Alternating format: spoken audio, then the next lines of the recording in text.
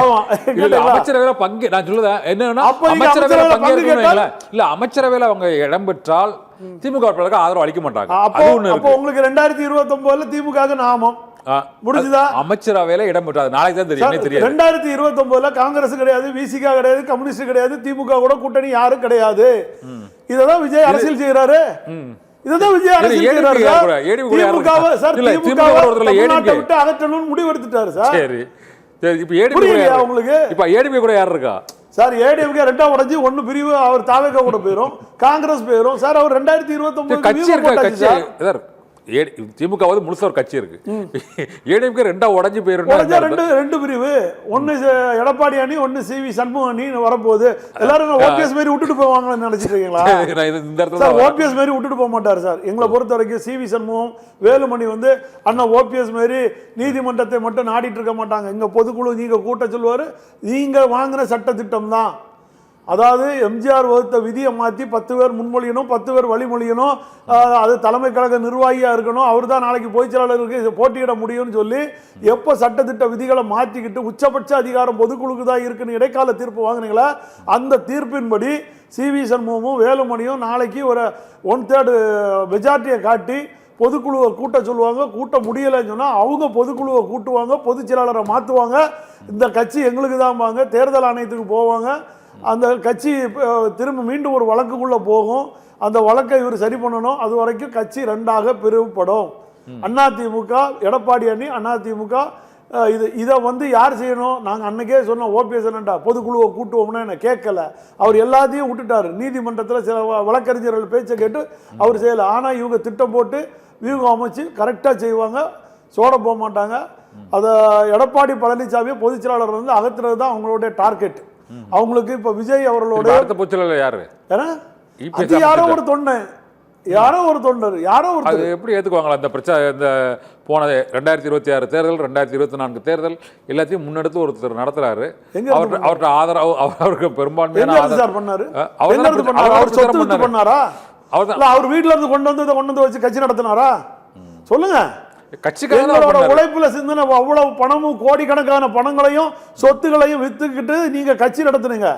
எங்களோட ரத்தம் புரட்சி தலைவர் காலத்துல இருந்து நாங்க உருவாக்கி ஒவ்வொரு கட்டமைப்பை உருவாக்குற எங்க ரத்தத்தை சிந்தனை வேர்வையில நீங்க கட்சியை நடத்திக்கிட்டு நீங்க உங்க சுய உழைப்புல பண்ணுங்க. புரட்சி தலைவர் தான் வீட்டை வரைக்கும் அடமானம் வச்சு கட்சி நடத்தினார். புரட்சி தலைவர் அம்மா தான் அணிஞ்சிருந்த நகை வரைக்கும் அடமானம் வச்சு கட்சியை நடத்தினாங்க. நீங்க எதை அடமானம் சார் வச்சு கட்சியை நடத்துனீங்க? இன்னைக்கு வரைக்கும் எதிர்கட்சி தலைவர் கூட கிடையாது, சட்டமன்ற உறுப்பினர் கூட இன்னைக்கு வரை ஒரு குழுல தேர்ந்தெடுக்கல. நீங்க இன்னும் அந்த பங்களா விட்டே நகல மாட்டேங்க. இந்த அரசு பங்களாவை இன்னும் காலி பண்ண மாட்டேங்கிறீங்க. சொல்லுங்க. அதாவது ஒருத்தருக்கு பதவி ஆசை வரலாம் சார், அளவுக்கு மீறி தன்னை இழுத்துடக்கூடாது. அது ஆபத்துல போய் நின்றோம். நீங்க ஓபிஎஸோட வந்தவங்களையும் கொத்து கொத்தா வெளியில தள்ளுனீங்க. கட்சிக்கு உழைச்சவனை என்னானே அழைக்கல, வெளியே தள்ளிட்டீங்க. பாதிக்கப்பட்டவங்க சார் நாங்கெல்லாம் பாதை மாதிரி, அதாவது தலைவர் சொல்லுவார், பாதை மாதிரி ஊர் சேராதுன்னு சொல்லி தலைவர் அந்த நீதிக்கு தலைவனுங்கள் ஒரு பாட்டு இருக்கு. அது போல பாதை மாதிரி கால்களை வீடு சேராத மாதிரி ஓபிஎஸ் அண்ணனோட போய் பாதை மாதிரி நாங்க இன்னைக்கு வீடு சேர முடியாம தெருவோட சுத்திட்டு இருக்கோம் சார். சரி, எங்க வேதனை அப்படி இருக்கு சூழ்நிலை. காலையில அக்ரி கிருஷ்ணமூர்த்தி அந்த செய்தியாளர்களுக்கு பேட்டி அளித்தார். 2500க்கும் மேற்பட்ட அந்த பொதுக்குழு உறுப்பினர்கள் ஆதரவு எங்களுக்கு இருக்குது. 86 மாவட்ட செயலாளர்களில் 80 மாவட்ட செயலாளர்கள், 80 மாவட்ட செயலாளர்கள் எங்களுக்கு ஆதரவு அளிக்காங்க.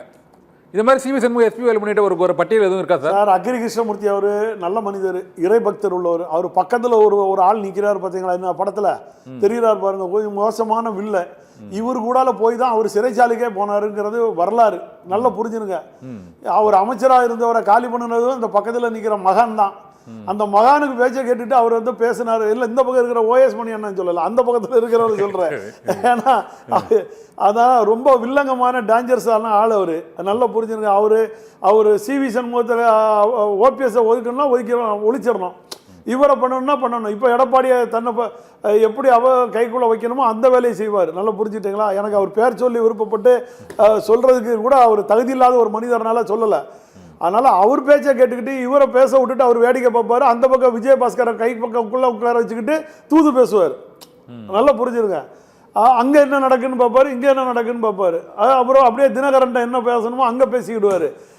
அதனால ஆனா இன்னொரு அக்கிரி செய்தி- கிருஷ்ணமூர்த்தி சொல்றதை பொறுத்த வரைக்கும் அவர் பொதுச் செயலாளராக இருந்து இன்னைக்கு அவங்க சிவி சண்முகம் கேட்குறாங்க சார்.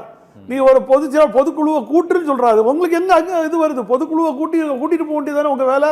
தேவையில்லைன்னு சொல்றாங்கல்ல சார். அது யார் சொல்றாங்க? இவர் யார் சார்? மாவட்ட செயலாளர் கூட்டத்தில் பொதுக்குழு சார் மாவட்ட செயலாளர் எல்லாத்தையும் நீங்க மாத்திக்கிட்டு நீங்க அப்புறம் பொதுக்குழுவை கூட்ட மாட்டேன் புது மாவட்ட செயலாளரை போடுறதே தவறு சார். சட்ட திட்டத்துல தேர்தல் கமிஷன்ல இன்னும் நீங்க அங்கீகரிக்கப்பட்ட பொதுச் செயலாளரா இல்ல. ஓபிஎஸ் அந்த வழக்கு இன்னும் நிலுவையில தான் இருக்கு.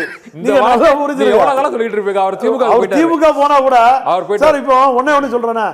சிவி சண்முகம் வேலுமணி எல்லாம் சேர்ந்து ஓபிஎஸ் அண்ணனை பார்த்து அண்ணே கட்சியை காப்பாத்துவோம் வாங்க, ஏற்கனவே அங்க போய் ஒத்த எம்எல்ஏ போய் பின்னாடி உட்கார்ந்துட்டு தாவேக்கு கொஞ்சம் சப்போர்ட்டா தான் ஓபிஎஸ் பேசிட்டு இருக்காரு. யாரு?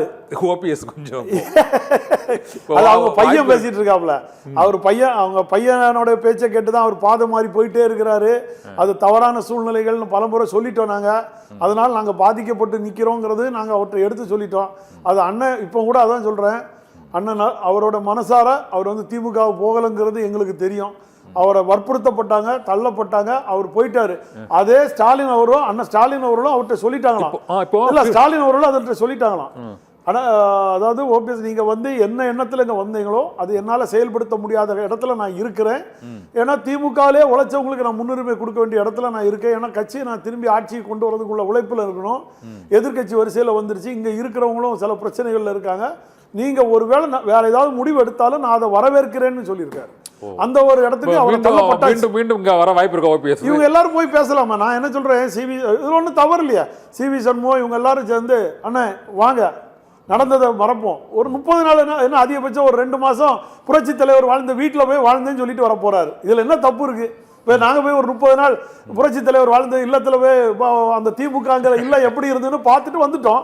அதே போல அவரு நானும் புரட்சி தலைவர் வாழ்ந்த இல்லத்துல போய் அவர் மக்கள் திலங்க வாழ்ந்த இல்லத்தை போய் திமுகங்கிறது எப்படி இருக்குன்னு பார்த்துட்டு வந்துட்டேன்னு சொல்லிட வேண்டியதான். நாளை வரலாற்றுல அதே மாதிரி இடம் பிடிச்சிட வேண்டியதான். ஆனா அண்ணா திமுக காப்பாற்ற ஓடோடி வந்தேன்னு சொல்லிட வேண்டியதான். மக்கள் ஆதரவு கரம் நீட்டி